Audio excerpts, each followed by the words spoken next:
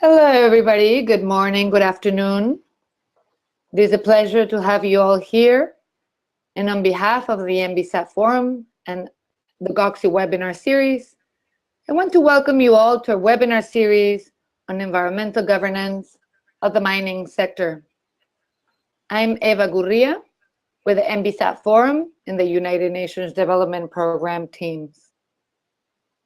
Thank you for attending today's session on using social and environmental safeguards and grievance mechanisms as tools to prevent harm in the extractive sector. Today, I will help facilitate the session together with my colleague Diego Ochoa from the MBSAT Forum team, who will provide technical support. Today's webinar will discuss global social and environmental standards and the grievance mechanisms that underlie them, as well as the role of these standards and mechanisms in preventing and addressing conflict in the mining, oil, and gas sectors. We will also explore cases managed by the Compliance Advisor, Ombudsman, the CAO, the CAO, the grievance and accountability mechanism of the International Finance Corporation. So the English webinar today will feature a CAO case from a mine in Mongolia. And the Spanish webinar later today at 1 p.m. Eastern Time, in case you want to join us, will feature a cow case from a mine in Peru. The cases will be the basis for discussion and experience sharing. Now, to support the sharing of the Mongolia experience, a professional interpreter, Basra, will provide interpretation to English for our Mongolian case presenters. So please note that some speakers will present in Mongolian and interpretation will follow. For today's webinar, we have a great group of speakers, and I'd like to introduce the first speaker and the moderator of today's webinar, Ms. Kate Kopishke. Kate is an independent mediator and dialogue facilitator, specializing in private and public sector collaborative engagement. Kate focuses on environmental and social safeguards, company-community dialogue, and consensus-based approaches to natural resources challenges. Kate will moderate today's webinar and discuss the social and environmental standards and grievance mechanisms. Now, before I hand over the microphone to Kate, I'd like to address some of the logistics of today's webinar. We have 2 hours for this webinar. After the presentations, we will proceed with a question and answer session that Kate will facilitate. Now, to make your questions, please write them on the chat box in the control panel in your screens. You can also ask the question by clicking on the hand icon in the control panel on your screen. We will then proceed to open your mic so you can ask your questions. I encourage you to think of your questions as you hear the presentations. And you can even begin to write them on the chat box while speakers are presenting. Unless we open your mics, all attendees, except for speakers, will be in listening mode only. This reduces interference and facilitates communication. Also, as many of our participants are not native English speakers, but myself included, I would like to remind speakers of the importance of speaking slowly and clearly. Lastly, this session is recorded and it will be available at the MBSAT Forum website. That is mbsatforum.net. Also, all of the participants will receive an email with a link to watch the recording, as well as a PDF copy of all the presentations. Now, without further ado, Kate, you have the microphone, and everyone, enjoy the session. Thank you very much. There we are. There we are. Can you see me? Thank you, Eva, and hello, everyone. I want to reiterate Eva's welcome and to everyone, and just to thank you so much for making time for today's webinar. And a big, huge thank you to a terrific group of panelists who I will be introducing in a few moments. and to this UN GOXI team, Eva, Diego, Sarah, and also the Swedish Environmental Protection Agency, who are co-implementing this environmental governance program with UNDP. And as Eva mentioned, Basra will be interpreting for our Mongolian colleagues, and we're very grateful for his time and talent, and hugely grateful to the COW for supporting Basra's engagement. I think we're in for a very interesting and productive program about the important role of safeguard policies and grievance mechanisms in preventing and mitigating harm in the extractive sector. Let's see. Sorry, I'm trying. There we are.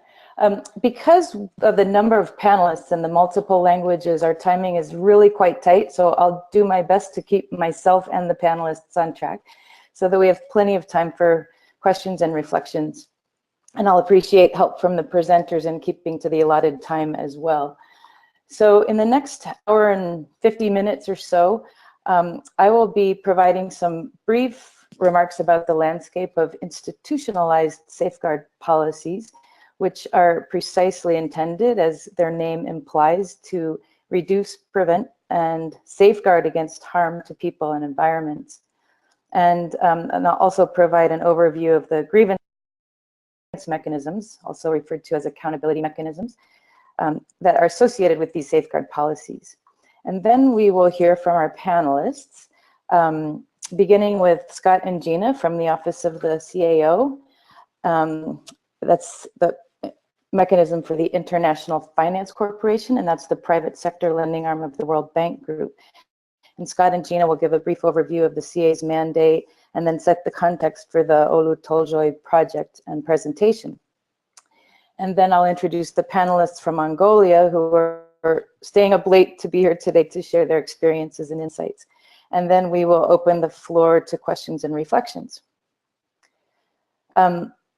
So I began working in the international development arena at the same time that John Ruggie, who is the UN Special Representative for Business and Human Rights, was gathering input for his mandate to develop measures that would strengthen the human rights performance of the business sector around the world. I know some of you are very familiar with these guiding principles on business and human rights, but for those of you who are not, in 2008, Ruggie proposed to the UN Human Rights Council a framework for business and human rights that included these three pillars. One is that states have a duty to protect against human rights abuses by third parties, including businesses. Corporations have a responsibility to respect human rights. And the third one, people who are negatively impacted by businesses should have access to effective remedy, both judicial and non-judicial. I find this a useful framework for our discussion today because so much of the conversation about governance in the extractive sector centers on a common belief that people have a right to be fully informed about development decisions that affect them, and to be treated with respect and to be protected from harm. This third pillar is especially relevant, the access to remedy for communities who are impacted by businesses, as a means for holding businesses and governments to account when things go wrong. The Ruggie Principles were adopted by the UN shortly after the IFC first adopted social and environmental performance standards. These standards have been reviewed and updated several times since they were adopted in 2006, with broad input from stakeholders around the world. And a great deal of that input, especially from civil society, focuses on the extent to which the standards are consistent with Ruggie's framework and with other international laws and treaties and declarations. Over the course of the next decade, the IFC standards were replicated by all the multilateral development banks. You can see them listed here, the Inter-American Development Bank, Asian Development Bank, so all of these banks, and also by the bilateral aid agencies of the member countries of the OECD, that's the Organization for Economic Cooperation and Development. And then also by a growing number of large private sector banks who have committed to a set of Equator Principles. And they're known as as also as the Equator banks. So it was the IFC performance standards that set in motion adoption of similar safeguards across other development banks, and they're now widely accepted for addressing the range of social and environmental impacts of the projects that they're supporting. This other column I just put up, outside financial institutions, is another set of international laws and standards that focus on states as the primary actors with accountability for natural resource use and protection of people and environments. And these are binding on the states that ratify them. And going back to the Ruggie Principles, these laws and compacts acknowledge the role of states in protecting people from harm and respecting people's rights and holding them accountable when things go wrong. And then there are a number of voluntary principles and initiatives focused on accountability, transparency, public participation, and safeguarding against human rights abuses and other harms. Committing to these is essentially a public statement of recognizing these values. I've already mentioned the guiding principles, and you can see the others. Many governments and companies have signed on to these initiatives and embraced them publicly, but you find that in many places the political will to translate those commitments into compliance with them is often lacking. And then safeguard standards are also being developed by some of the other development organizations and climate finance mechanisms, and this includes UN RED, which is a program to reduce emissions from deforestation that adopted a set of safeguard policies, as well as the Green Climate Fund and the Adaptation Fund. And recently UNDP launched its own social and environmental standards a few years ago. UNDP was the first UN agency to adopt standards aimed at protecting people and environments from harm and holding their project partners accountable. I want to turn to Holly Mergler, who's a policy specialist at UNDP, to talk briefly about the development and introduction of these standards. Holly's been working for a number of years on developing and rolling them out globally, and we're just so glad to have her at the session today. She also co-chairs an interagency process to move the UN system towards a common approach to environmental and social safeguards. So Holly, thank you. I'll just put your slide up and turn it over to you. Great, thank you, Kate. So I will provide just a very brief introduction to UNDP's social and environmental standards as an example of a safeguards framework applied to development programming and initiatives. While Kate mentioned that many of the IFIs have had safeguard policies in place for many years now, UNDP standards came into effect in 2015 and represent one of the first safeguard frameworks within the UN system outside of the World Bank Group. And in recent years, we've seen several other agencies also introducing similar frameworks. And as Kate mentioned, we're working with those agencies to see how we can move towards a more common approach. So this is significant because it represents the wider use of safeguards and grievance mechanisms across development partners, including the UN system.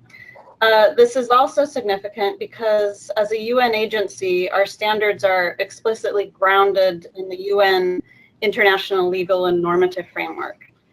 So I wanted to start with a brief introduction to really the objectives of the SES. Basically, they aim to strengthen the quality of UNDP's programming by ensuring that we're accountable to applying the principles that we stand for.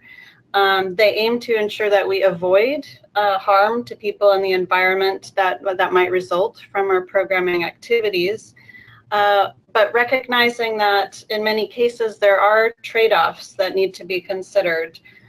So where certain adverse impacts cannot be avoided, we need to ensure that these are minimized and we can effectively manage and mitigate these risks. Another key objective is to strengthen the capacities of both UNDP staff as well as our partners for managing social and environmental risks. And finally, it's about strengthening our accountability to stakeholders and project affected people, ensuring that they are engaged and informed throughout and that we have response mechanism in place so that we can receive and respond to grievances. So turning to the slide, which provides a snapshot of what's included in our standards, you'll see that at the core, we have 3 cross-cutting principles. These are human rights-based approach, gender equality and women's empowerment, and environmental sustainability. And these principles apply across all of our programs and projects. And it's important to note that they're not just do no harm principles, but also about respecting and protecting people and the environment to support sustainable development objectives. These principles are underpinned by, you'll see on the slide here, 7 project level standards. These are risk-based and are triggered in higher risk contexts at the project level. So, for example, if a project may result in the resettlement of people, then Standard 5 would be triggered, and the SES would elaborate specific requirements for that project, such as the need for a resettlement action plan. The SES also outline requirements related to how the standards are applied through a set of operational requirements to ensure that we have a management system in place. And this is really centered around a process of a screening procedure to identify potential risks as well as opportunities to strengthen the application of our 3 principles. And also requirements related to further assessment and management of potential risks, as well as stakeholder engagement and public disclosure requirements. So the SES also recognized that even with the best planning, things can still go wrong. So therefore, we have a corporate accountability mechanism in place that ensures project-affected people can communicate concerns about potential or actual harm from a UNDP project. And this mechanism has 2 main functions. The first is what we call a stakeholder response mechanism. And this provides the procedures for management to receive and respond to project-related disputes or grievances. The second function is what we call our compliance review function. And this is to respond to claims that UNDP is not in compliance with applicable environmental and social policies and procedures. And this compliance review function is independent from management, and it sits in our Office of Audits and Investigations. So in sum, the SES, together with the related accountability mechanism, provide UNDP and our partners an important set of tools to help navigate increasingly complex and risky development contexts in a manner that contributes to sustainable development in the countries we work in. So I think I'm out of time. I need to end here. But for those interested in learning more about the SES, we do have the link here on the slide, and feel free to reach out as well with any questions. So with that, I will hand it back over to Kate. Thank you very much. Thank you, Holly. I'm not sure why it kept wanting to go to the slide that I call my angry people slide, but I'm glad you introduced the 2 functions of your grievance mechanism, and really just to reiterate what you had said, that sometimes things just go wrong, and the emergence of these standards and safeguards has definitely been a major step toward protecting people and the environment from harm. But without strategies or mechanisms that hold project developers accountable to these standards, the safeguards themselves are mostly meaningless. And this was the argument of civil society organizations and others when the World Bank first began adopting standards in the 90s. Prior to that, the multilateral development banks were held to account only by their shareholders. But in the mid-90s, some of you may remember who are on the line, protests began erupting all over the world over environmental destruction caused by several World Bank supported projects. Massive crowds turned out demanding better corporate behavior and accountability to the standards that had been adopted. So in response to those protests and to civil society demands, in 1993, the World Bank first created the first independent accountability mechanism, one of the first ones, the inspection panel, which is a fact-finding office that responds to complaints against the bank's public sector projects. And then some years later, the CAO was created to respond to complaints about the World Bank's private sector projects.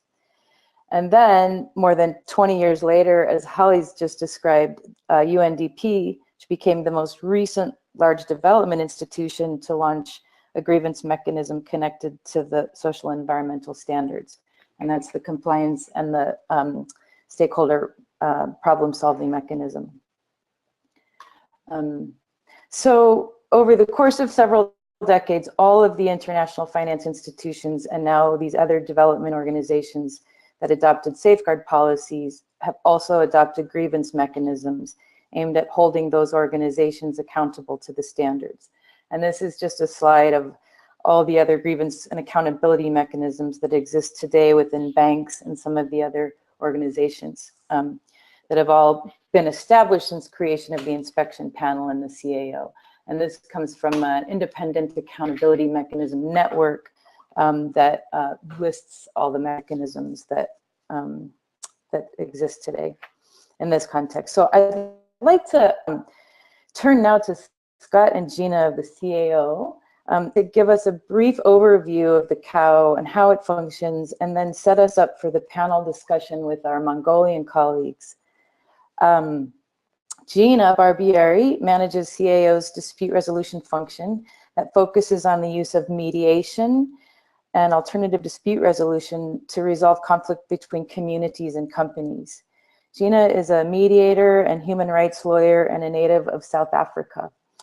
Welcome, Gina. And then Scott Adams, who's also with the CAO, is a dispute resolution specialist with over 23 years of domestic and international mediation and dispute resolution experience.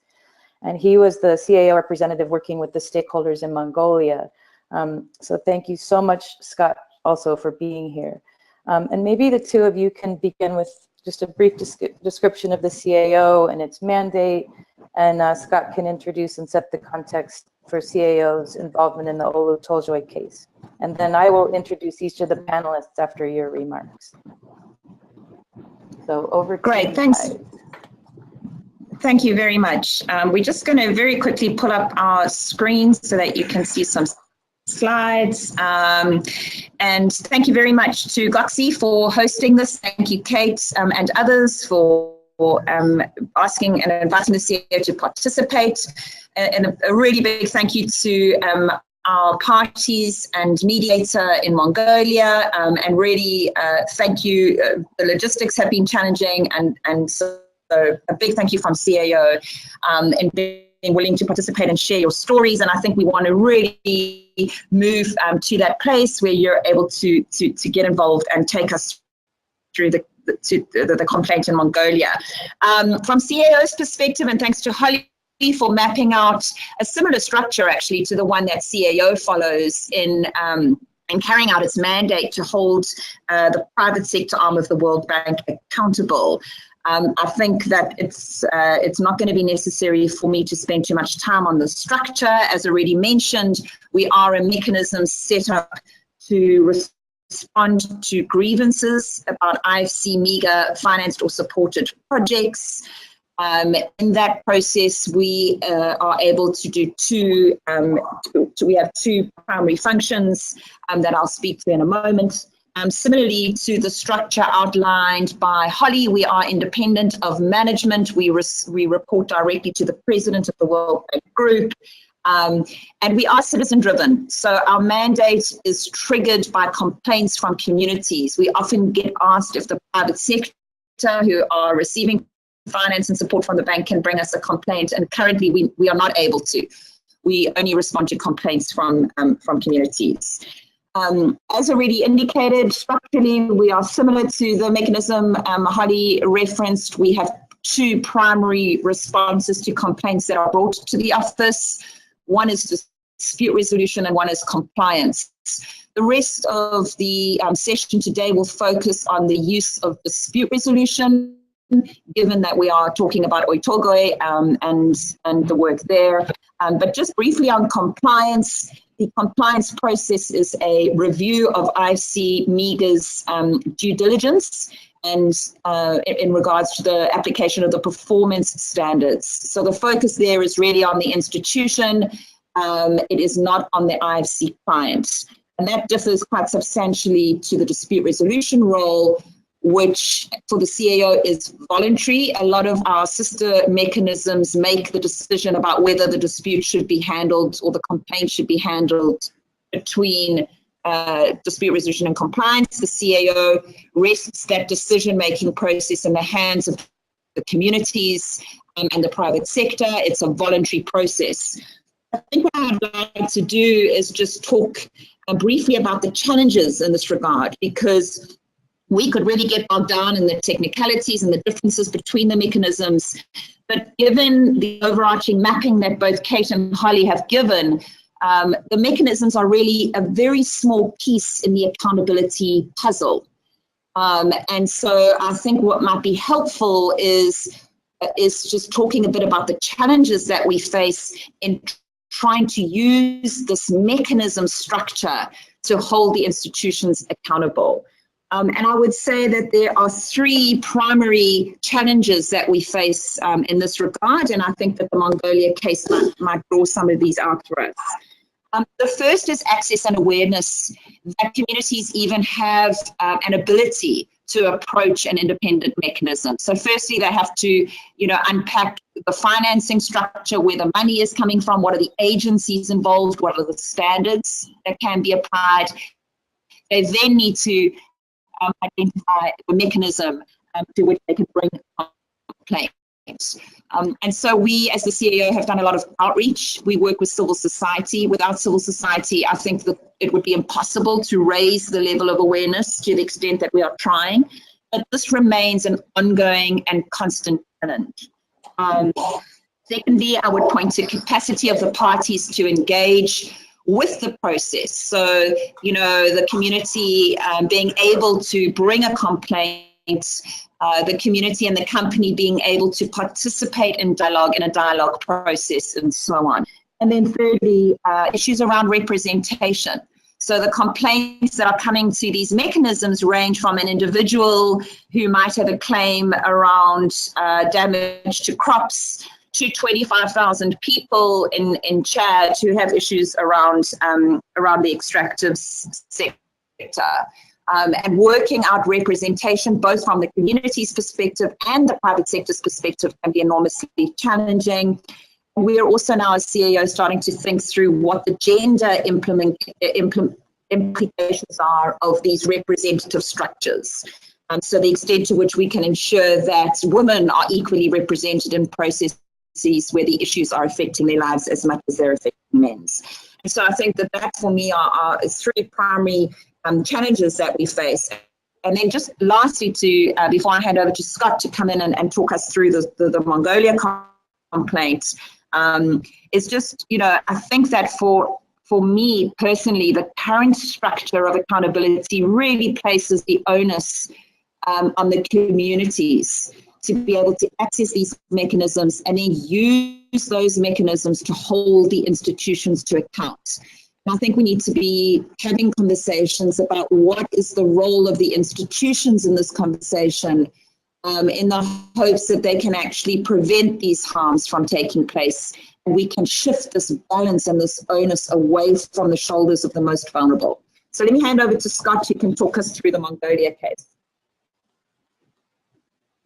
Great, thank you very much, Gina. And I will try to be brief. We've laid a lot of context, and I think we want to get to our dear colleagues from Mongolia, because I think they will have some compelling stories and information to share, as well as some great photos to give you a sense of the landscape.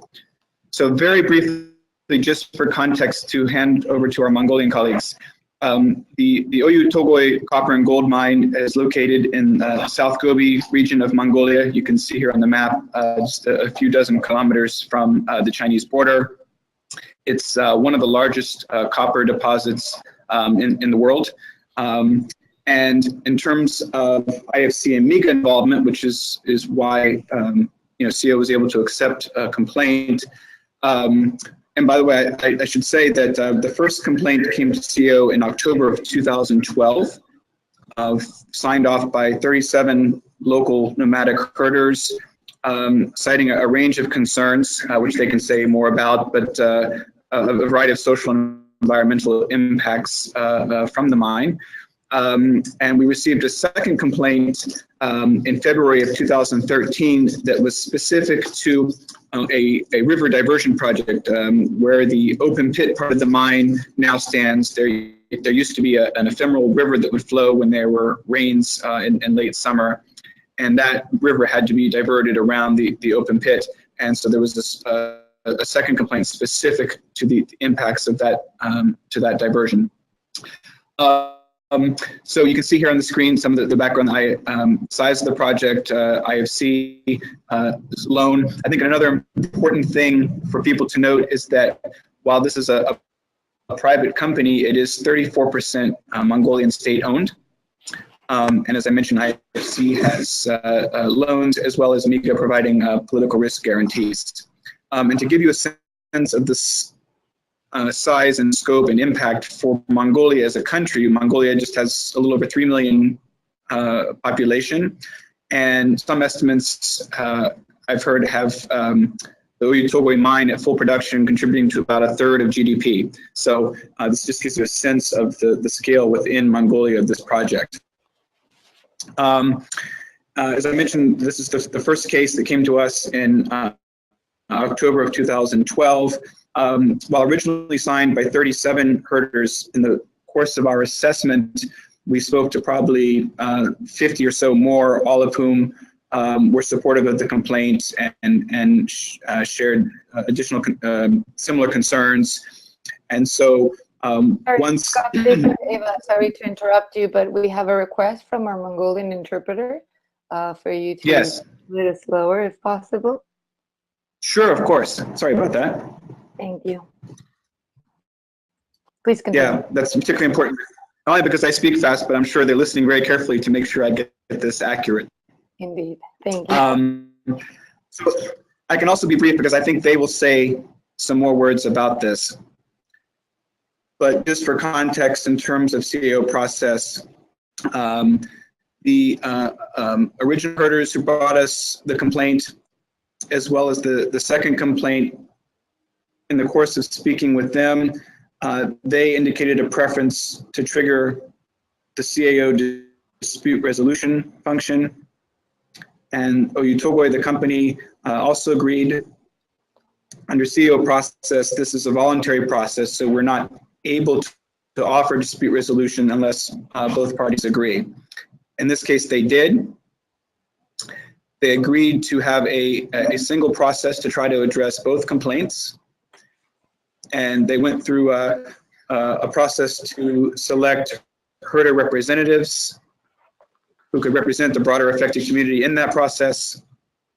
And then over the course of a few years, they held a lot of negotiations, again, which they can speak to. Some of the key outcomes are highlighted here. We might come back to this because I have a feeling our parties will want to say more about this, but there was an important part of this was what we call joint fact-finding, where the parties had dispute over impacts. They were able to jointly select independent experts to come in and look at some of those aspects and provide findings to the parties. They also created a tripartite council, which includes local government, as well as representatives of the affected herders and the company. And this is something that they hope will last well into the future beyond the CAO process as a forum for dialogue and addressing concerns.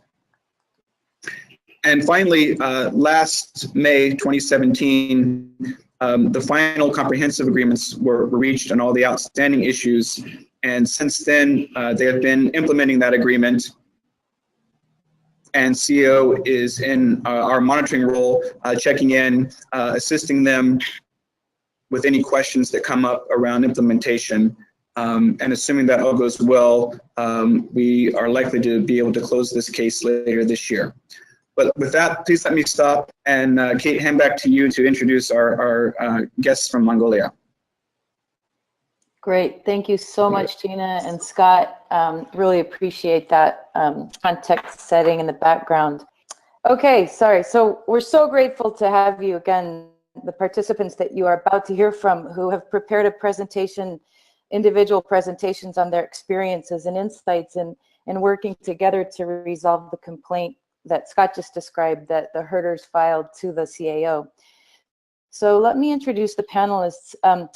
Batsengel Lamdorov, I hope I'm getting that right, Batsengel, is head of the Gobi Soil Local NGO and a locally elected citizens representative in his community on the Tripartite Council. Batsengel is one of the signatories to the complaint filed by the herders to the CAO, and he's leading the elected herders in the Tripartite Council that came about as a result of the CAO process. So thank you so much, Batsengel. Zanabazar Jargal is the Deputy Governor of Kanbog-Suom. He is trained as a mining enrichment technologist engineer and is currently leading the Tripartite Council. Thank you, Zanabazar, for being here. Nadmid Ozropurev is Manager of Community Assistance and Partnership at the Oyu Tolgoi Mining Company. Nadmid led development of the Cultural Heritage Program and the Participatory Environmental Monitoring Program. And she is leading the company team in the Kanbog-Suom Tripartite Council. And then Nandia Batsikan is a Mongolian-based facilitator and mediator who has worked on CAO cases in Mongolia since 2013. She previously worked for the Singapore Cooperation Enterprise and the Singapore Polytechnic International, managing a public-private partnership in Mongolia. Thank you so much, Nandia, for helping us to organize and for being here today. So welcome to all the panelists, and thank you so much. I'd like to start with Batsengel, and by hearing a little bit about your role, Batsengel, and your experience in filing the CAO complaint and your role in the mediation process. So I will turn it over to you, Batsengel. За, сайн байцгаана уу? Та бүхэнд энэ өдрийн минь төрөхийн ялдамт нэгдсэн үндэсний байгууллагын хөгжлийн хөтөлбөрийн энэхүү хуралд оролцуулж байгаадаа бас баярснаа илэрхийлье. Бид бол уурхайд ус бэлчээрээ алдаж нөлөөлөлтөрсөн малчид 2012 онд орон нутгийн говийн газар шиг төрийн бас байгууллагыг анх байгуулж малчид одоо зохион байгуулалтанд орж ийм одоо эхлээд яахаач мэдэхгүй одоо уурхайг эсэргүүцэх хэвлэл мэдээллийн байгууллага ашиглаж уурхайн энэ сөрөг нөлөөллийн асуудлаар олон нийтэд мэдээлэх ийм арга зам ашиглаж анхудаа байгуулад явж байлаа.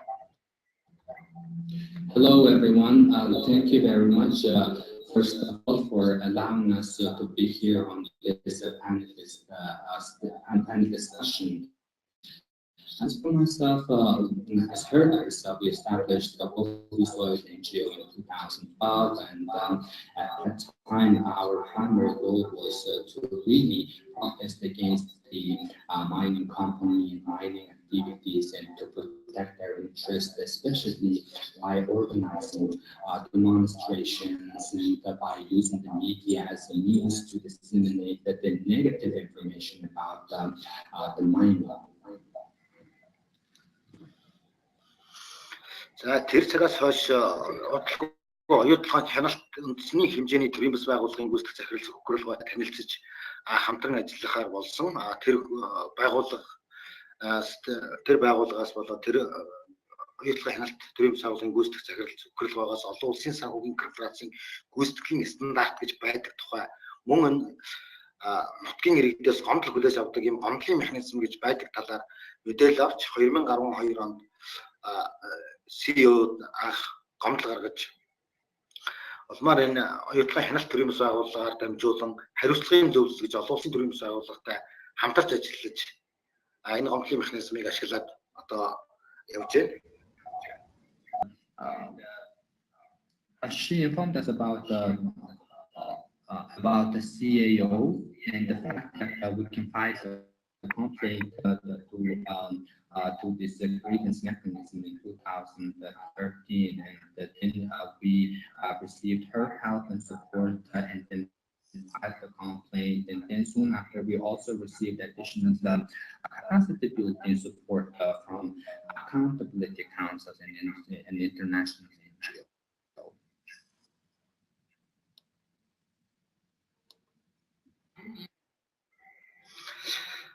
Тэгээд хариуцлагын зөвлөл олон улсын төрийн бас байгууллага болон оюутлын ханалт үндэсний хэмжээний төрийн бас байгууллагатай хамтран ажиллаж бид энэ байгууллагууд маань биднийг одоо бүхий л одоо бичиг баримт боловсруулах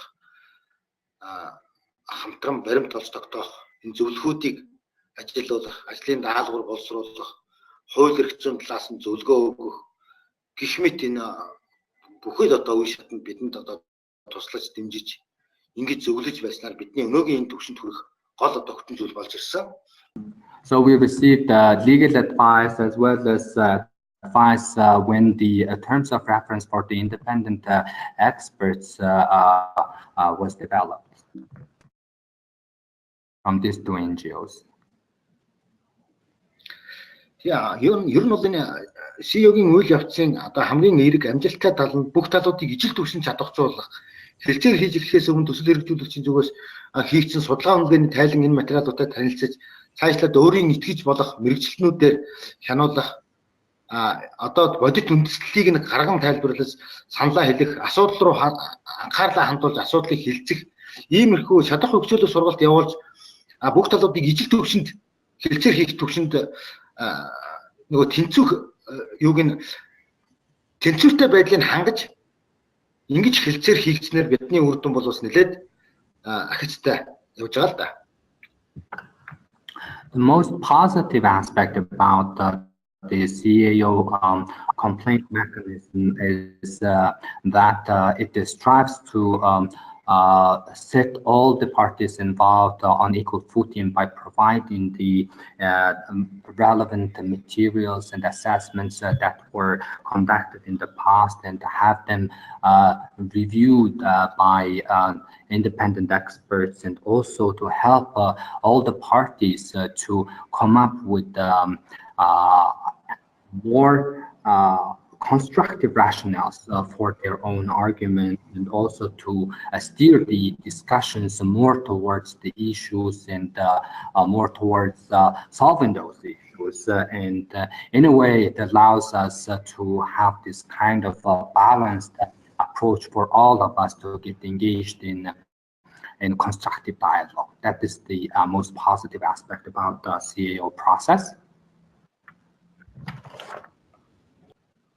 За тэгээ уг нь надад нэг асуулт бас байгаа.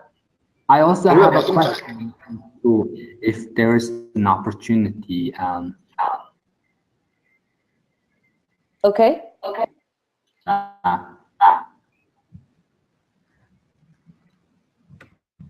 So I would like to, and Badsinga, we'll come back to questions at the conclusion of these remarks of the panel. So I would like to invite Zana Bazar. If you could share your experience as a local government official and what some of the things you found to be the tangible outcomes for the government of the mediation process.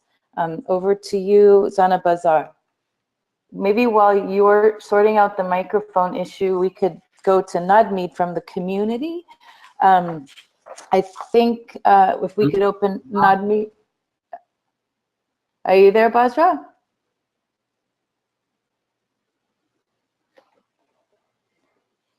So let's see if Zana Bazar can sort out the technical issues. And Nadmeet, as the community partnership manager at the mine, maybe you could share some of your experiences as a participant in the mediation process and what it took for the company to engage effectively in that process. Nadmeet, is your mic open? Yes.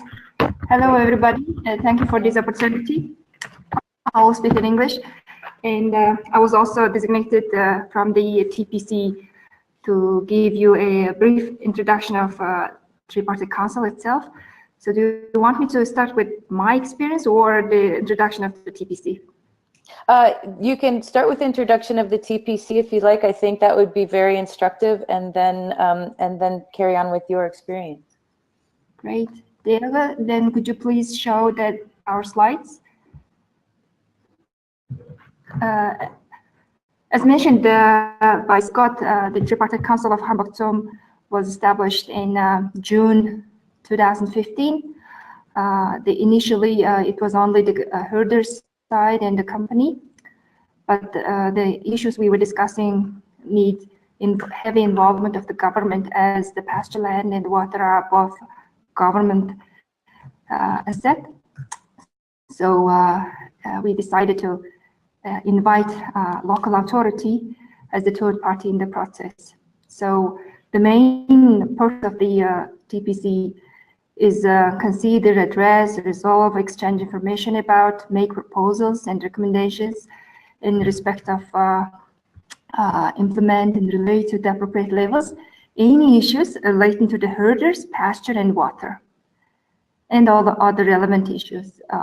And also we expect ourselves, we would exist and operate beyond the CAO complaints. But the initial task for us is to find the solution for the complaints from the herders. So, we have a very detailed and very specific charter, council charter, and you can find this full charter file from the CAO website. And the council operations and membership mandates and decision-making process and funding issues are all clearly indicated in the charter. And CAO has been facilitating the council meetings and the initial operations till the last May last year, when the parties reached into the agreement to solve the issue. So now they are moved into a monitoring stage, the CAO.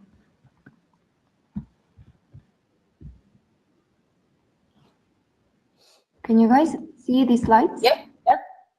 Great. And the next slide talks about the overall structure. The council consists of 15 members with the 2-year term, representing herder side, local authority, and the company. And each party appoints 5 members, and lead members of the parties chair the council on an annual rotational basis. And our current chairman is Dan Bazar, a deputy governor of the Hamburg-Zoom. And lead members are, other lead members are myself and Batsingel. And we form the managing unit of the TPC. And roles and responsibilities of the members and the managing unit and the chairpersons are all in our chapter. And the main form of consultation is a council meeting. And formal decisions are made from the council meeting of all members. And we try to make the decisions based on the consultations as much as possible. So far, we never voted. We been successful of making decisions on the consultation. And the very first official meeting of the council held July 1st, 2015. And since then, we engaged meeting every 2 months. But till we reached the agreement last May, we almost meet monthly basis or even in a fortnightly basis or sometimes. And the council, we agreed that it will end its operations when all the parties agree that the purpose of the council has been fulfilled, or there is no longer any need for the council to exist. So that's also part of our charter. In order to reach into the full agreement on the TPC charter, the parties negotiated almost over 3, 4, 5 months. So it was a long, lengthy discussion. So here are the some of the principles we apply in our activities and operations. The mutually respect and equally operate with each other. As mentioned by Tsinga just a few minutes ago, one of the advantages of having a TPC and a CA process in the dispute resolution was to bring the capacity and knowledge and information of each party as much as possible as to the equal level. And we also try our best to comply with the TPC Charter in every aspect of our operations. And also all the parties, when we made a decision at the council to do something, then we really need to do it and also report back to the IFC performance to the council. And also we try to be as much as possible ethically perform our duties free from any political influence. This is another issue we also have in country. So at the TPC, we try our best, and we are doing best, I think. And also one of the other main principles we have is that we do not disclose any information on undecided issues or concerns.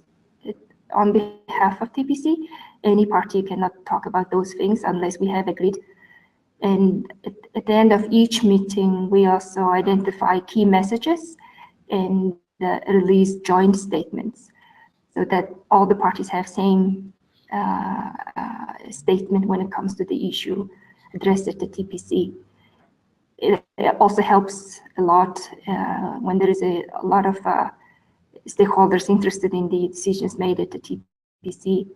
And you can find all the joint statements we released in the past from the CIO website as well. And the TPC meeting is open to observers and advisors with the prior notice.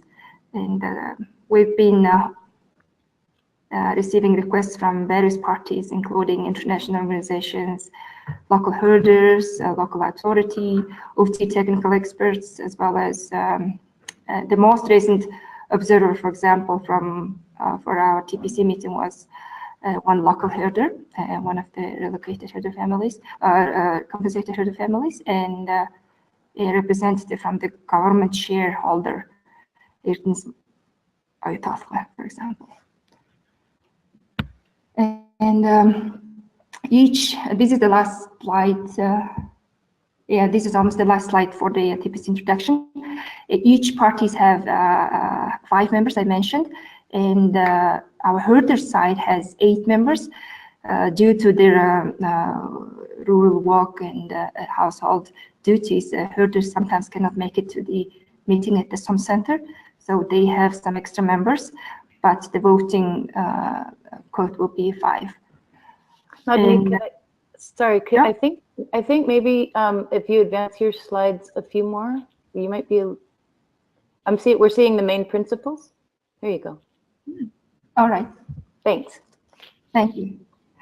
And the SOM authority side appoints its 5 members in consultation with the local governor, as well as the citizens' representatives meeting, a small parliament at the local level. And we have an environmental inspector and head of agriculture unit, etc. All the relevant people from the local authorities in our TPC. And they are in charge of ensuring alignment of TPC agreed actions with the local policy and strategy. And also they are responsible to disseminate related information to the people of Humboldt and governor's office and other citizens. And our herders representatives are directly elected from the BAG, the smallest administrative unit, BAG citizens oral meetings. And they are responsible of summarizing herders' ideas, initiatives, and present those issues to the council consideration, and also in charge of disseminating information related to the council activities to the herders they are representing. And OT also appoints 5 members from the company management, try to bring other functions of the company as well, human resources, procurement, environment managers are in our representation.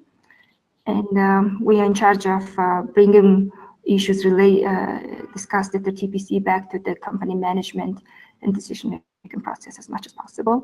And we also in charge of direct operational cost of the council.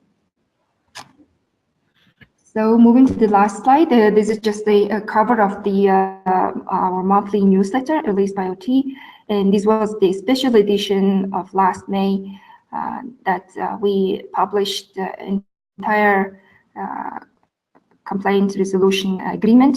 2 agreements we had, all the attachments and all the conditions and all the agreed actions we will implement together to resolve the issues we have. So this is the end of the Tripartite Council introduction. Great. Yeah. Thank you, Nadmeed. Maybe just a quick question. Was there anything specific that you, in your role as the community partnership manager, had to do internally to help others in the company come along or be willing to engage in the CAO process? Yes, it was a lengthy process. It started from the 2013, and finally we've been able to reach an agreement in 2017. And during this period, there has been a lot of change at the company management level, and also it was a great effort and a great lesson for the communities team in the mining company to bring the issue to the management level and get their decisions on some of the issues.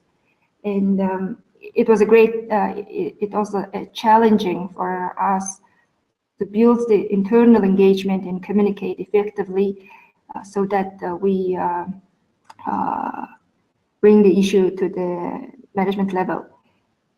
And for that, we are really appreciative that the resolution process through the CAO, these independent, neutral mediators played a great role to make sure that each parties, especially at the company management level, understood the issues and getting them involved in the process.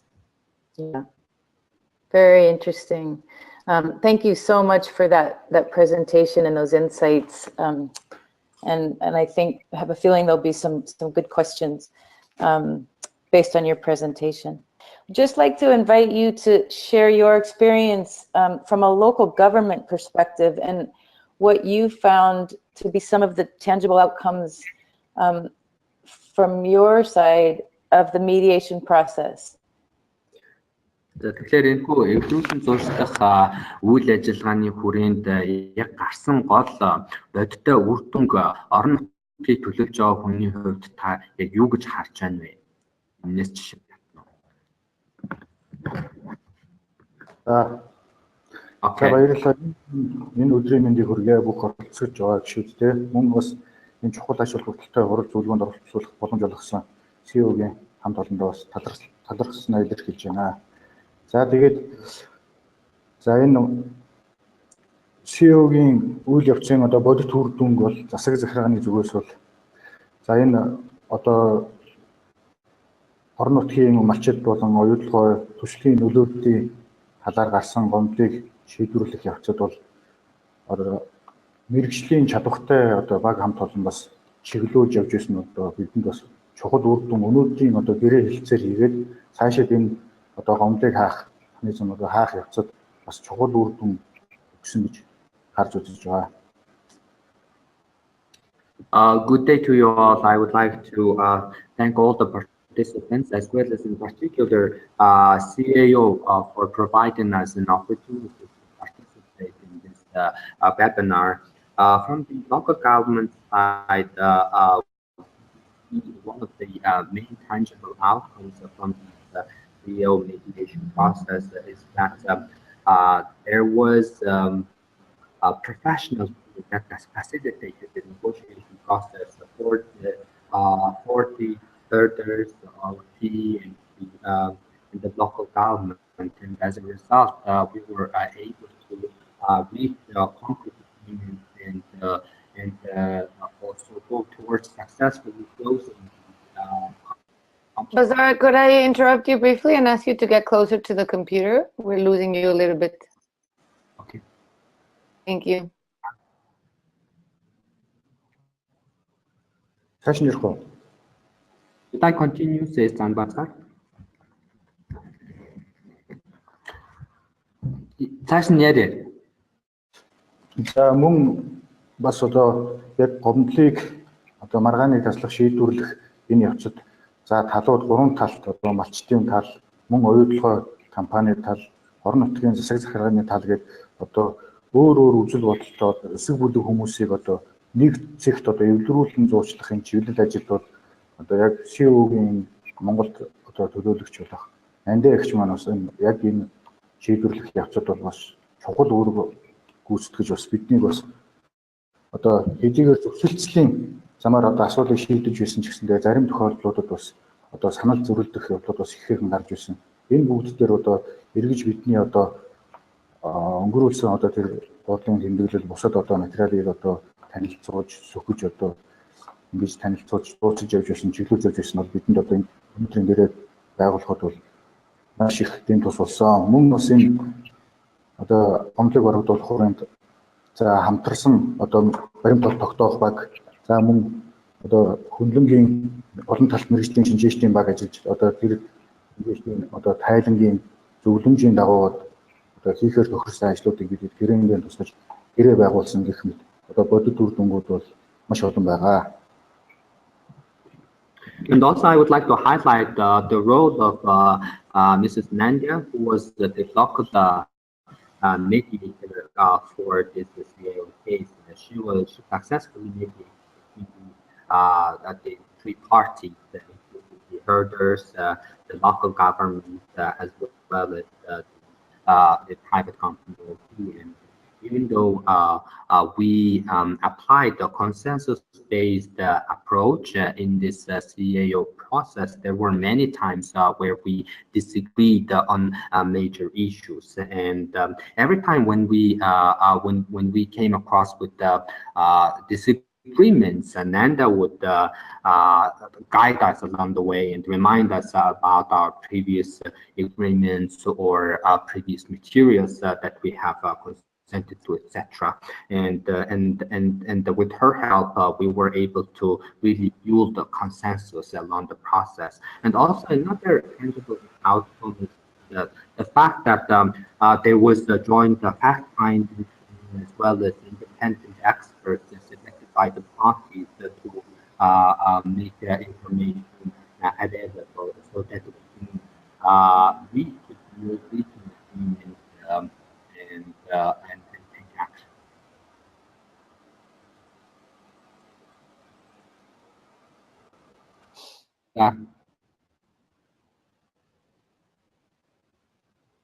Ерөнхийдөө өмнө хариулт болчихлоо. So that's basically it from my side. Great, thank you so much, Zanabazar, and thank you for your participation.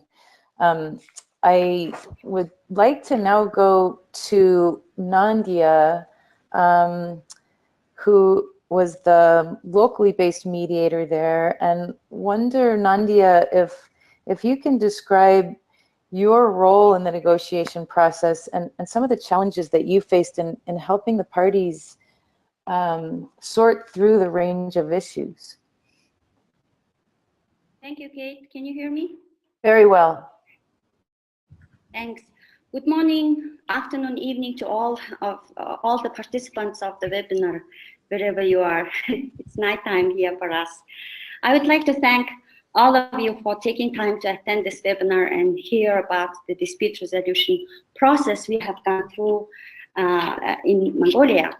First of all, I must say that team of mediators worked in these two cases in Mongolia.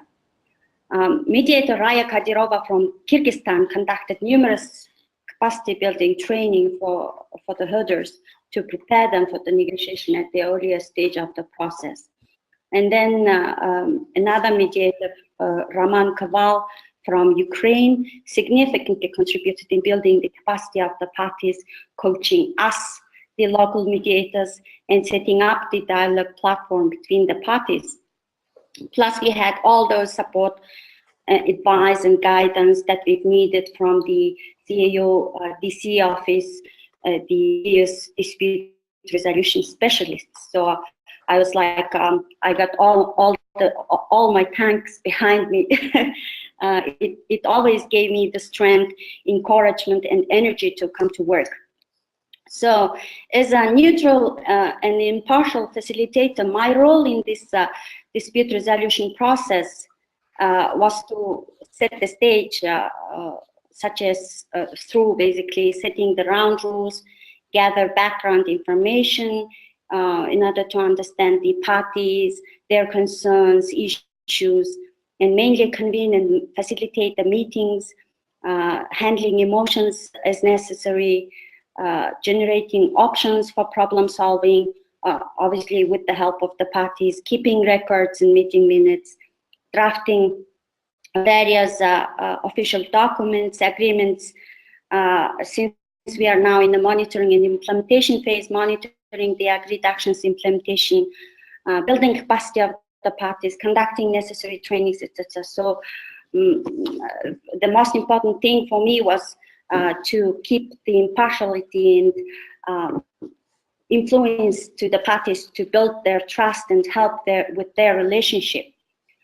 In terms of the challenges that I faced, in general, for me, working environment for the mediators seemed very unpredictable. Some days or meetings may go smoothly, whereas some may go rough with lots of tensions, emotions, and surprises. So every task I handled was a small or big challenge to me.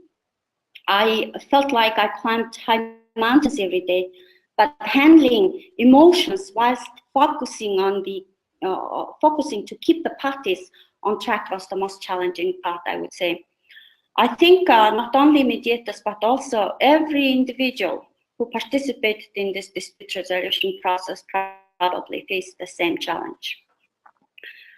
Using this opportunity, I would like to highlight that it is a success of the parties that they have reached into an agreement on resolving the holders' complaints, which Scott has mentioned earlier in his presentation, and have started implementing the agreement. Of course, there are short-term, long-term activities that parties agreed to implement, so it will take some time. But that does not mean all problems between the parties are resolved. There will be issues and challenges in the future, as we all do in our relationships. But the most important outcome of this process, I think, was the establishment of TPC as permanent dialogue platform for the parties, where the parties can sit together, talk together, and discuss and try to resolve the issues without mediator, without facilitator. So that was important outcome of this process, I guess. To mention some of the factors that made the parties to reach into a consensus regarding the complaint issues, I will make it short to save time.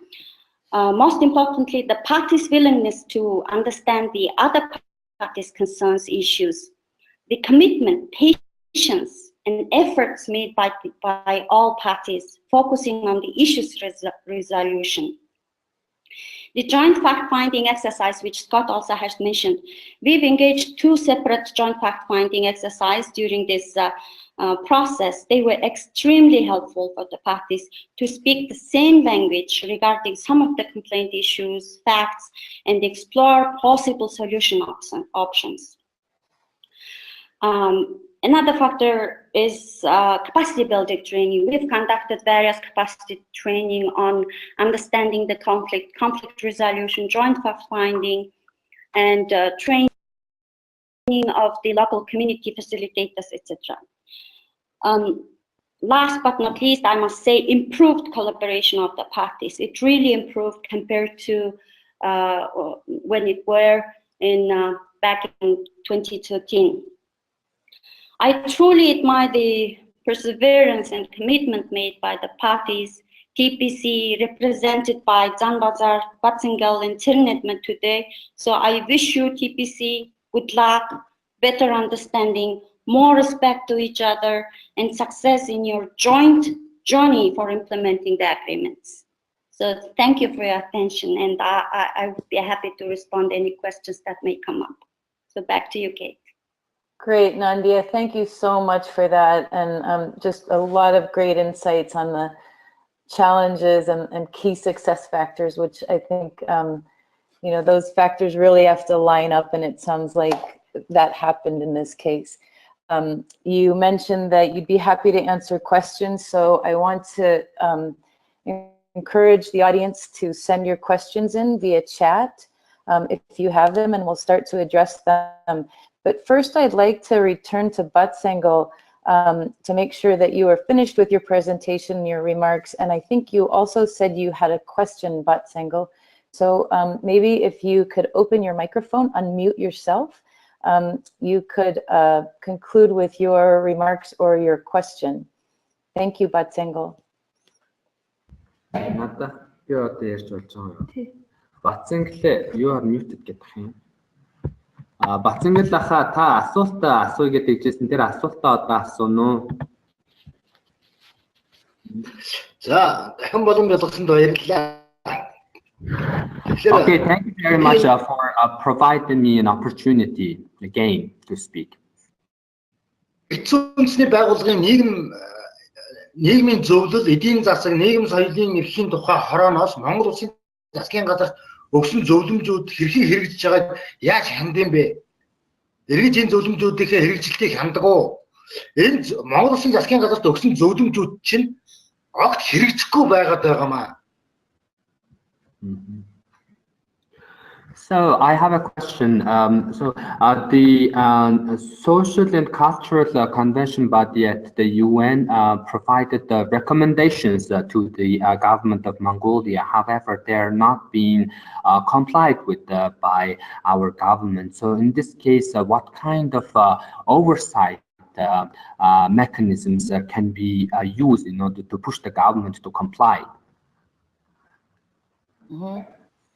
I think it's important to look at what the conventions, what are the things that your government has committed to do, and the mechanisms that exist for communities to bring grievances to the government. And I think that might be an interesting project for the council to look, where can you start to bring your concerns, and where are the offices that are the accountability offices within the government, or the bodies that make those commitments, and then where do you bring those complaints? So I think it's important to look around at that and see what are the commitments that the government has made. Scott or Nandia or others might have more insight into the commitments that the Mongolian government has made. Энэхүү асуудал дээр юуны өмнө тухайн тэр конвенцийн хороодуудад Монгол улсын засгийн газрын зүгээс яг ямар амлалт өгсөн, яг ямар байгууллагад нь тухайн тэр амлалтуудыг хэрэгжүүлэх хэрэг болсон юм бэ? Тэр талаар нь бол эхний байдлаар судлаад тэдгээр тэр байгууллагууд маань өөрөө бас яг хийний дор яаж ажилладаг, ямар хариуцлагын механизмд бас хамаардаг ёстой юм бэ гэдгийг нь юуны өмнө судалж үзэх нь бол зүйтэй юм болов уу гэж би бодож байна. Тэгээд Scott, Nandia хоёрын зүгээс бас энэ дээр нэмэлтээр хариулт өгөх бах. За, баярлалаа. Миний асуулт болчлоо.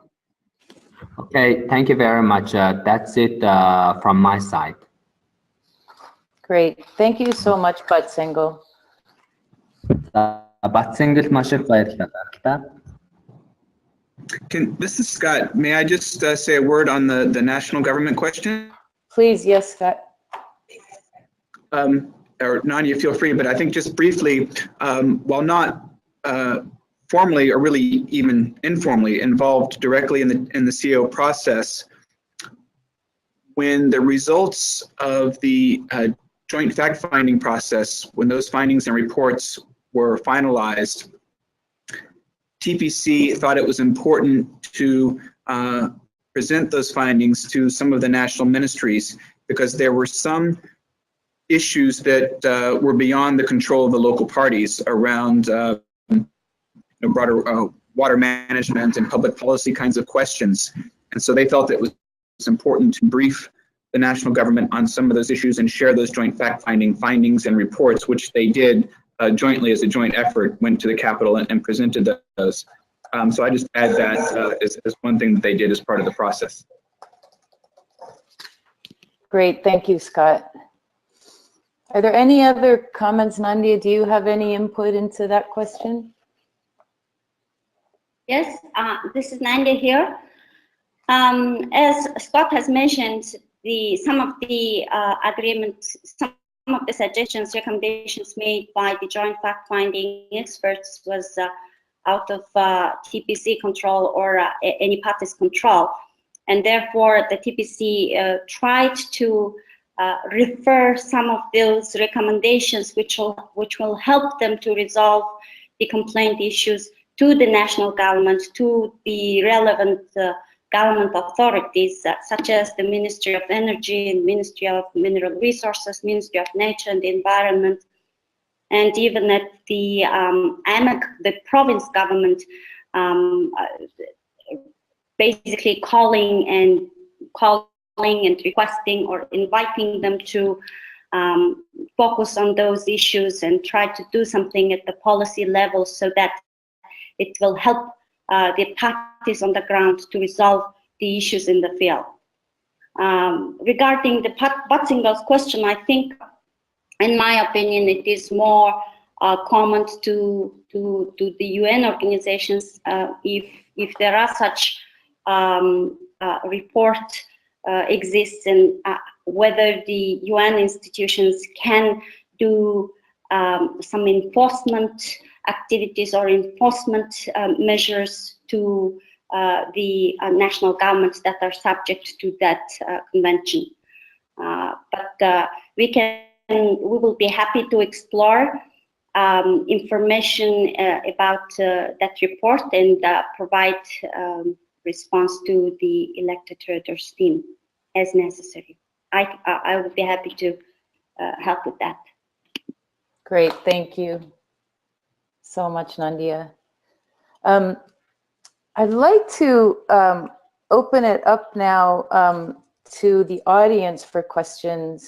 So I wanted to just, if I could for a minute, return back to Gina and Scott on a question about the role of dispute resolution or mediation in holding the institutions accountable. So I guess it's a question around, I know that there's a lot of discussion about whether mediation, the role of mediation in the compliance aspect. And so I wondered if Gina or Scott could maybe just say, give a thought about that in terms of the compliance, mediation addressing compliance or holding institutions accountable. Great, thanks, Kate. I'm going to kick us off and then Scott can add. So I think for me, the starting point is to ask what we mean by accountability. And by the way, that's a question to which I don't have a ready answer. Because I think depending on who you ask, what does it mean to hold an institution accountable will inform then the answer, right? Can dispute resolution ever hold an institution accountable? So if you were to speak to a community member that says, well, for us, accountability means that we have return of land, or accountability means that we have access to clean water, and the use of mediation enables you to get those outcomes, then one could argue that therefore means that dispute resolution is an appropriate tool in holding institutions to account. But if your view on accountability is that there needs to be sanction or there needs to be a determination of guilt or culpability, then in that scenario you would argue that there wasn't accountability, because access to clean water does not mean that, for example, the IFC has been found to be non-compliant with its performance standards. So I really think that the answer depends on how one defines accountability. And for the CAO, in terms of how we not necessarily address this issue, but how we deal with the issue is really in our fundamentals of practice. And that for us in a dispute resolution process or a mediation, such as in Mongolia, as long as we can do what we can to ensure a proper, robust rights-based process that can then achieve outcomes where there is return of land, for example, or access to clean water. And as long as that's done to the satisfaction of the community who have brought us the complaint, then really the decision around whether we've been successful would rest with the parties, and in this instance with the communities. And just to say to anybody who's interested, it would be useful if you were to go on our website and look at our latest annual report, because there are captured in there examples of where the use of dispute resolution has achieved outcomes that are beneficial to both communities and the private sector. And it is incredibly challenging work, but I think we're seeing a growing number of cases where these outcomes are being achieved. Let me hand over to Scott to see if he's got anything to add. I would just add that in CAO cases that go to dispute resolution, the role of IFC also varies. You will see in some processes they have a much more active role. In some cases, even coming to meetings or meeting with complainants and civil society to answer questions directly. Or in other cases, depending on the nature of the issues, it may be that the focus is really on the complainants and the private sector company, and there just isn't much of a role for IFC in the specific issues. In terms of Mongolia specifically, I would say in the early stages of this process, IFC and MIGA were not involved. They were available if needed. They were supportive, I would say, behind the scenes, but they didn't have a very active role. And Nandia or the TPC team may remind me, I was maybe 18 months or so ago when they started to then come back into the process. TPC had requested them to come to answer some questions, and IFC was interested in seeing the work of the IFC was interested in seeing the work of the TPC once they were created and up and running. And so they were very supportive and responsive when requests came to them, and they did come and present and answer questions from TPC. So, I'll leave it to others to decide whether that's accountability or not, but they were supportive, they did come, and they've now come, I would say, to several meetings over the last 18 months. But maybe from Vatsangel, if he has any views about holding IFC accountable in this case or others, please feel free to add. Great, thank you, Scott and Gina.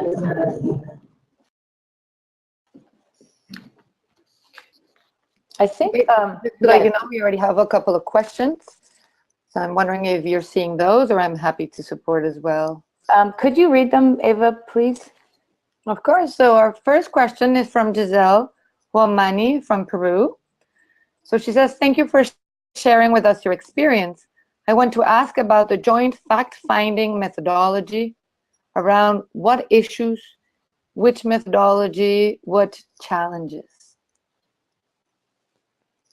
So fact-finding methodology. Yeah, I think that's a good question for Scott and for Nandia and some of the stakeholders who are involved in the process. I'm going to defer to our Mongolian colleagues, any of them, assuming that the translation works, and if not, I can try to fill in some gaps.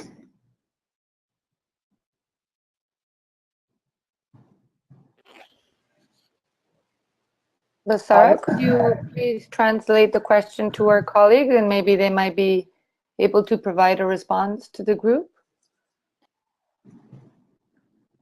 Do you need the question repeated, Basra?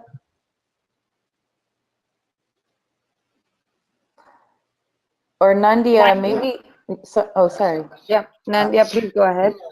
This is Nandia here. While Basra is interpreting Тийг бид одоо ашигласан гэж байгаа шүү дээ. Тэгэхээр баримт хамтран олж тогтоох аргачлалыг ашиглахад бэрхшээл болвол бас нэг сүйттэй бэрхшээл бол гарч байгаагүй. Ер нь бол хэн хэнийх нь бүх талуудын итгэж болох тэр мэрэгчлэлтүүдэд л итгэл үзүүлэл ажиллуулах нь бол маш чухал.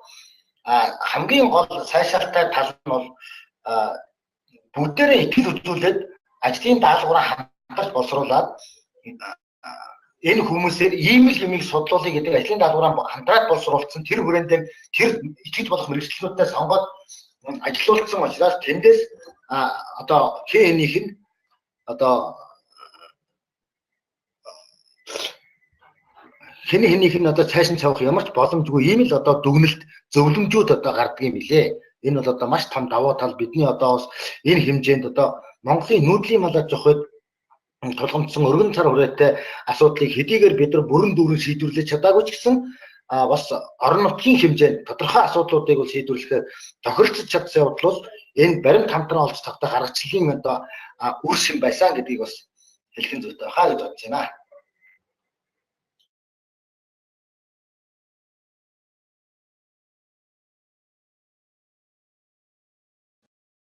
Basra?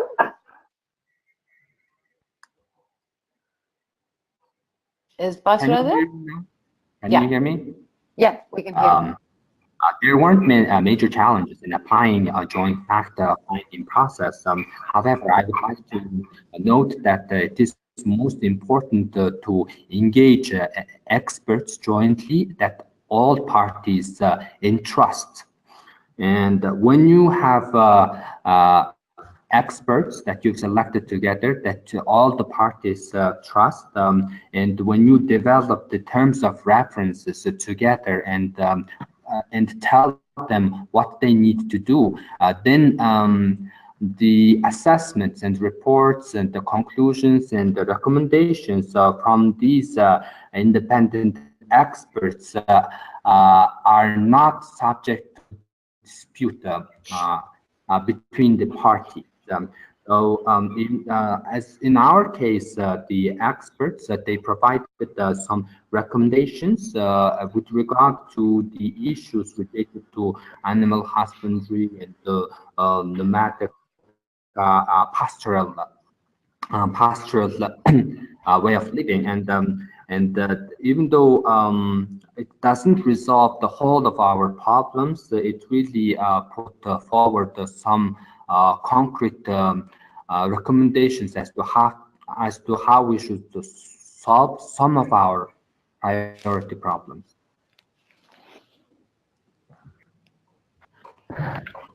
And this is Nanya here. I just would like to add what Single has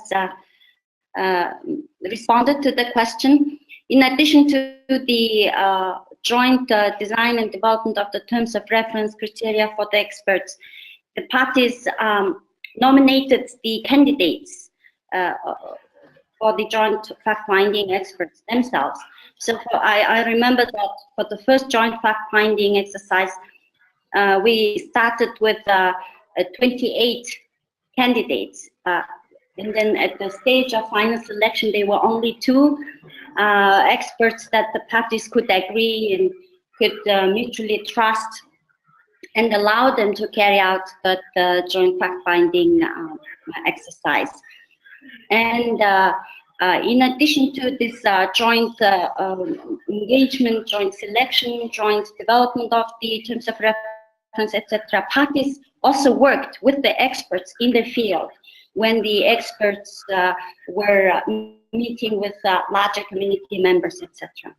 And on the second joint fact-finding, the CAO helped to conduct the training on joint fact-finding, basically to help the parties to manage the expectations from this joint fact-finding, so that the parties speak the same language and have the same understanding regarding how the joint fact-finding will be carried out and what the parties and the joint fact-finding experts will expect from the parties, etc. So in that training, we've included parties, experts and advisors, civil society organizations. So that was, I think, was quite helpful. Interesting. And that's, I think, yeah, go ahead, Scott. Just to add briefly to that, I think Nadia points out the training with the parties and the experts jointly. was very helpful. And if I may say, I think that was a learning. If you remember, there were two. Please continue. There were two joint fact-finding processes. The first one was specific to the Undai River complaint. And then the second one was much more comprehensive. And between the two, the parties debriefed to say what went well, what could we do better, what did we learn. And I think one of the things was, if you're going to do a joint fact-finding process, you can't assume that the technical experts themselves have been in a process like that. That's very participatory, where they don't just go off, do their research and report back, but this is an ongoing kind of collaborative effort with the parties, and it's joint. And so it was very helpful to then, on the second round of joint fact-finding, when we had that upfront training, so that everyone's expectations were more in line and they could talk through how they were going to approach this. So there was some theory and some practice, and I think that was something all parties felt, and the experts too, felt was very helpful. In terms of challenges, if you're working with communities, members who have never been involved with drafting contracts or terms of references, that could be a challenge. And I think in the Mongolia case, this is where on the herder side, they had some assistance from the national and international NGOs, OT Watch, Accountability Council in particular, and those stages to answer their questions and help give some guidance about, how do you even go about drafting a TOR. And on the company side, I assume it's okay to share this, that, the other learning from the first. Scott, maybe just a little slower for the interpreter. Yeah, thank you. So another learning was that in the second joint fact-finding, the company also included someone from their internal procurement team, so that the company also had their internal expertise on contracting in terms of reference as part of the negotiation when that terms of reference was being negotiated and agreed on. So I think those were challenges, but then evolved into learnings that were then applied in the second round that I think were helpful. And one last point, CO, we're working on an upcoming series of publications that we call Reflections from Practice. And the first three are around three different themes. One of them will be on representation in CEO dispute resolution. Another one will be on how to get a process started, the early stages. And the other one will be on joint fact-finding.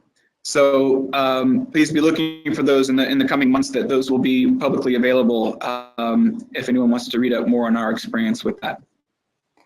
That is great news, Scott, on all three fronts of those topics, and especially on, relevant to the question, the audience member from Peru who posed the question that you, Scott, had sent some time ago, sent to me a very good article on joint fact-finding that it was really good, and it laid out the benefits, and I hope that people who are interested will learn more about it. But it already, based on your experiences here, seems a bit dated, so it's great to know that there's a publication coming with some of these rich experiences, so that's fantastic. Could we go to one more question, Ava? Yes, we actually, we have three more questions. Okay. One of them is actually for Holly. Holly, I hope you're still with us. But it's around tools or a system to help governments keep companies accountable. And then we probably have 10 minutes, so I'll ask Holly and colleagues to keep their answers short, and then we could probably go back to the two additional questions we have. Kate, if that's fine with you? Sure. I am not sure. Holly, are you there? Holly had to log off, so perhaps we'll continue on to the next question, Ava. Okay, great. So, but if you could, actually, can you just repeat that question, Ava? Yes. So, what are the tools within the UN system to help governments keep companies accountable? Yeah. So you touched on a couple of these issues during your presentation. Kate and Holly did too, but we were wondering if she wanted to expand on. Yeah, I mean, I think she would have a richer answer, but I think part of the aim behind the development of the social and environmental standards and these the accountability mechanisms of the compliance and the stakeholder engagement is part of that, addressing that issue. And I know that one of the things that they've been spending a lot of time doing is working with all of the country offices around the world to help the country offices understand what the standards are and what is meant by accountability, social and environmental accountability, and what this specific tool is of the mechanism that underlies their standards. So I would encourage the questioner to look at that website and even be in touch with that team to learn more. Thanks. Thank you so much, Kate. The next question is from Hector Camilo Morales. And he asks, what do you think could be good indicators to measure or evaluate the impact of environmental safeguards or environmental schemes in peace building? And then, if I may, Kate, I'll read one other question, and hopefully all the panelists can provide answers to these questions and maybe some very, very brief concluding remarks. Okay. The next question is on the issue of cultural impact by the project. Did you address this issue? How? Was there a compensation? And if so, of what kind? So one on indicators for evaluating safeguards in all these schemes, particularly in peace building. And the second one on cultural impact and potential compensation for cultural impact. And if I could take this opportunity to ask all the presenters, if you have a response to these questions, to be brief and provide some closing remarks as well. Great, thank you, Eva. I am unfamiliar with the peace building literature and what some of the indicators and tools are in that space, and I would certainly welcome anyone in the audience or any of our participants to address that question if you're familiar with those kinds of indicators. So let me just pause and see if there are any responses to that. If not, I would encourage the questioner to look into that literature, and I think it's a great question, and I wish that I could provide a better answer. So please, if anyone has one, put it in the chat and we'll come back to you. On the question of cultural impact, I'd like to maybe turn that over to one of the panelists. Maybe Nandia, can you begin by addressing that? Yes, I hope that the other panelists may also have some comments on this. But while they're thinking about their responses, I just would like to briefly say two examples in the Mongolia case. So in terms of the cultural impact, there was a sacred hill of the local herders, which is called Borovo.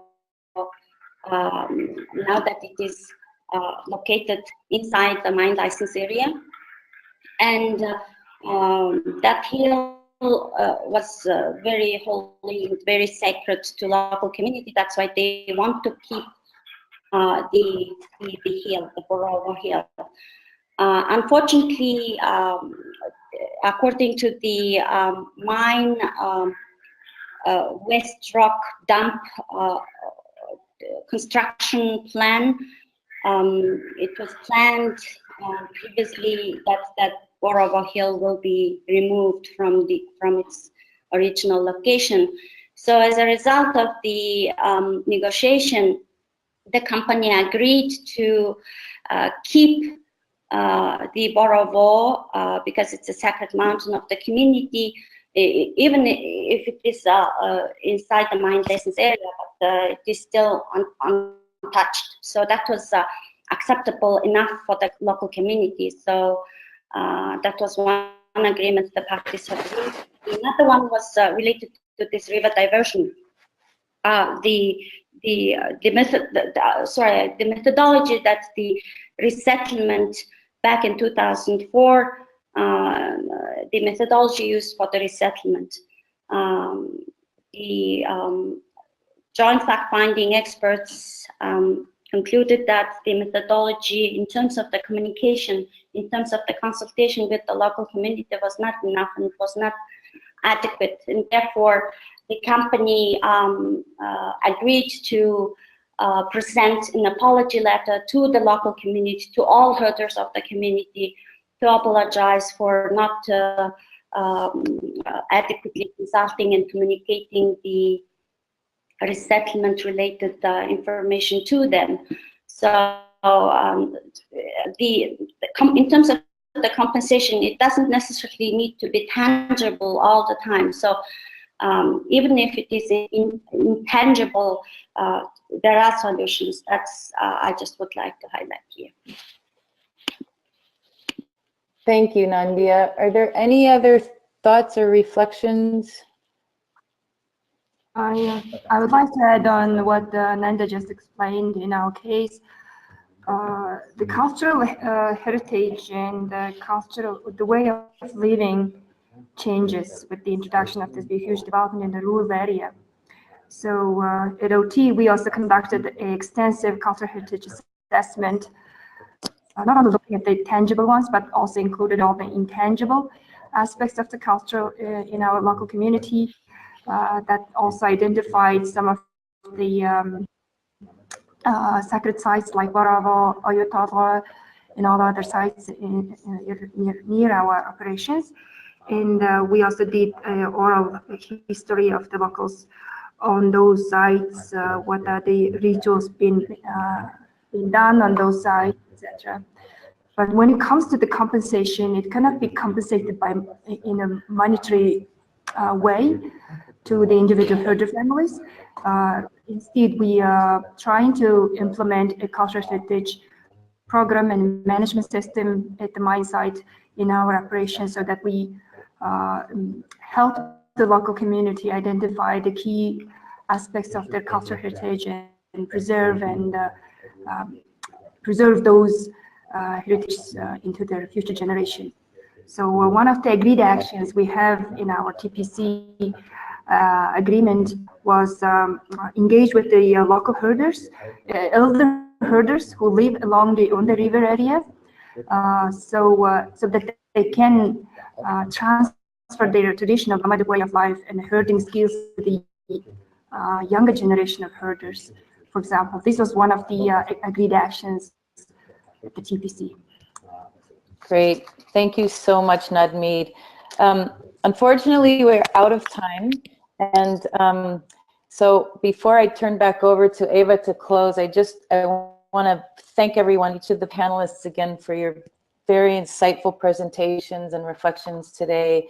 And to apologize for some of the technical issues. I think it was a little bit of a lesson about how difficult these kinds of processes can be across so many miles, and technology, sort of technical wiring and capacity in places. So thank you for bearing with us with that. And I wanted to just really, in reflecting on these presentations and stories today about the incredible dedication and hard work that people are doing to give voice to communities and to hold project developers and financiers accountable, and the hard work that the government and the company are doing in Mongolia to work with the herders to address their concerns. I just feel that a lot more hope that good governance in a sector is possible. I think it's easy to get depressed when you look around the world at some of the destructive practices that continue to exist all over the world. And I just, these kinds of processes give me a lot of hope in the hard work that these panelists are doing. So really encouraged by it. And just a big thank you. And I hope that you'll continue to share your experiences and tell your story on this case. It's just such an important example of how companies can be equally committed to being community partners and advocates for protecting people and environments as they are to economic growth and profit making. So thank you so much. And I'll turn it over to you, Eva, to just close and give some final guidance. Thank you so much, Kate. And I also want to thank the participants for their patience today. We had some technological glitches, but technology can also help us share Mongolia's experience with today attendees. And we had attendees from Asia, South America, and Europe. So there's clearly interest to be learning from colleagues and their good practices. And then again, we will share the recording, but we will be cutting and editing as needed. So if you want to share that with others, you will also have that available. Again, on behalf of the MBSAP Forum and the GOXI Learning Series, as well as UNDP and the Swedish Environmental Protection Agency, I would like to thank the attendees of the Environmental Governance in Mining webinar series. For those of you that don't know, the MBSAP Forum is a global partnership to support the development and implementation of effective national biodiversity strategies and action plans, the MBSAPs. It is hosted by the Secretariat of the Convention on Biological Diversity, the United Nations Development Program, and the United Nations Environment Program. GOXI is a standing online forum for innovation and collaboration across stakeholder groups, countries, and initiatives that aims to strengthen governance of the extractive sector. This is the last English webinar in this learning series, but more webinars will follow in 2018, and we will keep you all informed. Later today, as I said previously, at 1 p.m. Eastern Time, we will host the last Spanish webinar of the series, also on the topic of social and environmental safeguards and grievance mechanisms, featuring a case from Peru. After today's webinar, I would like to invite all of you to fill out the feedback survey that you will receive via email. Your feedback is valuable for us to improve our e-learning offers. To conclude, I invite you all to check out the mbsapforum.net website to continue this conversation and to get the recording of today's webinar and the presentations of today's presenters. But as I said before, we will also share with all of you via email. I also invite you to visit our YouTube channel where you can watch all sessions provided by the MBSAP Forum. And finally, please stay tuned for our next webinar sessions in 2018. We will share more information on the MBSAP Forum, on Facebook, and on Twitter. I'm Eva Gurria from the MBSAP Forum. Hope you all enjoyed the session. Have a nice rest of your day or night, and goodbye and thank you all.